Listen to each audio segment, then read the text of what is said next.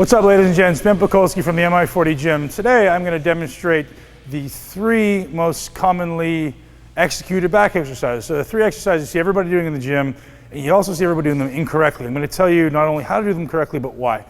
Bent over barbell rows. Everybody who's trying to build a big back does heavy bent over barbell rows, and myself included. For the last 10 years I've done heavy barbell rows and never built a back. And why? It's because I was doing them improperly, and I was allowing my body to use my strengths, or I was using momentum or inertia to carry me through the movement and never actually contracting my back effectively. Certain parts of my back developed, certain parts of my rear delts developed, or my rear delts developed really well. I was never able to develop my back because of these few little intricate details that I was overlooking that I wasn't aware of. You don't know what you don't know. So everyone in the gym who thinks they're doing things correct, you may be doing things okay, but if you can make that 1 improvement or that 10% improvement, the potential for progress and improvement is massive. And you don't even have to increase the load, you just have to increase the amount of muscular tension inside that muscle. So that's our objective, is how can we generate tension with this muscle, and how can we maintain tension with this muscle through the entire duration of the set.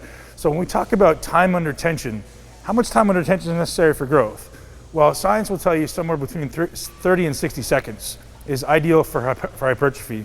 Well, guess what? Most of you, when you're executing a back movement or any movement, are probably getting about 10 seconds of total time under tension because it's in and out.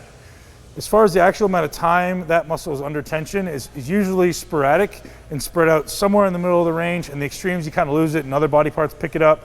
Why does that happen? Because you're weak in those positions. Your body is naturally going to not want to put tension through that muscle. It's going to want to put tension through other muscles that aren't at those lengthened points or shortened points of their range. So your body's always going to try to use the biggest muscles and the ones that happen to be strong or have the greatest mechanical advantage in those parts of the range. So how do we make the muscle we're trying to work have the most mechanical advantage in the exercise? Well, when it comes to back movements, I'm going to demonstrate a bent over barbell row. What we want to do is first and foremost set up the exercise correctly, lock it down in stone, and eliminate the likelihood of momentum or inertia. So what we want to do, I'm not even going to use the bar right now. What I like to do is I like to put my butt up against a stable surface like a wall, because then I'm going to eliminate the likelihood. What does everyone do when they're doing a barbell row? It always looks like this, right? It always looks like they're doing a little dance. So by doing that, now I can't actually use my legs. So now the only thing that I'm able to move is from my spine up. That's a good start. So I've eliminated the likelihood of cheating from my legs. Now as far as arm position or hand position, what am I trying to recruit? If I'm trying to work my upper back, I want my elbows to travel out. If I'm trying to work my lat, I want my elbows to travel in, and that's an important realization. Look what happens to my hands when I want to bring my elbows up. There's a natural external rotation and pronation that happens, so my arms naturally travel this way. So wouldn't it make sense then, if I'm trying to work my upper back, to have an overhand grip? If I'm trying to work my lats, it's almost more of a natural progression to be underhand. So depending on what you're trying to do specifically, I would suggest underhand grip for lats, overhand grip for upper back. And now that's not set in stone. That's just what I tend to notice is most effective for most people. But if you're wanting to work your lat, make sure that your elbow is as tucked into the side of your body as you can. So what's going to happen here, a lot of you guys are going to notice, is you get your elbow tucked into the side of your body, there's going to be a lot of likelihood for this to happen. The trap is going to want to come up. That's lengthening my lat. I don't want to lengthen my lat. My goal and objective for every exercise is to get a muscle as short as possible. So I want to depress and then try to extend my arm.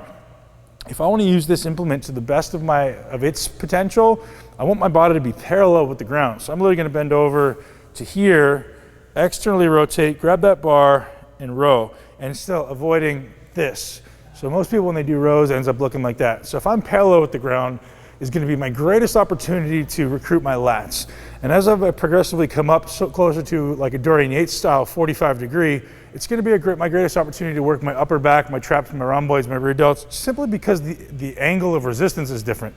So you guys can see, if I grab this bar and I'm holding it here, what muscles are doing the work? My traps. If I bend over a little bit, what muscles are doing the work? What muscles are being directly opposed by this load? Still my traps. The further I bend over, the less it is trap, and the more it becomes kind of what's going across right in my back. The path of my elbow is going to dictate what musculature is being recruited the most. So if I'm trying to use this as a lat exercise, underhand grip. Now, here's another important consideration before I execute this for you. The width of your body and the natural path of your arms is very important. taking a narrow grip is not a good idea. What's the objective of this exercise? Get a muscle as short as possible. If I'm taking a narrow grip, what can't happen? I can't get a muscle short. Why? Because my body's gonna get in the way. So a short lat for everyone is what point do your elbows pass your body, and then almost try to wrap it around behind your body. So I'm trying to get that almost like that. So my chest is up, my shoulders are backing down, and my elbows are almost trying to touch behind my back. So look where my hands naturally fall. And if I were to actually try to touch behind my back, they naturally fall kind of out here.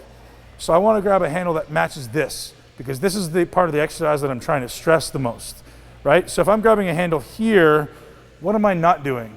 I'm never getting that muscle short. I may get it lengthened, which would be the topic of another video, but I may get it lengthened, but I'm not ever going to get it short, which is the greatest opportunity for this exercise. So I'm going to take a relatively wide grip, shove my back aggressively through this wall so that my legs can't move, externally rotate my glenohumeral joint or my shoulder joint, retract and pull. Let it out, retract and pull. And notice this, I'm retracted and extended, and I'm actually going to keep retracted as long as I can. I'm going to let this out into extension, and then the last thing to go is I let my shoulders roll forward. So I retract first, pull, keep that retraction, let the arms back out, and then let the protraction happen.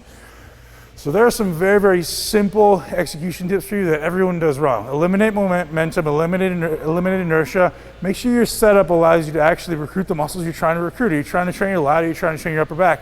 It's important stuff. Think about it. Pakulski from the Mi40 Gym.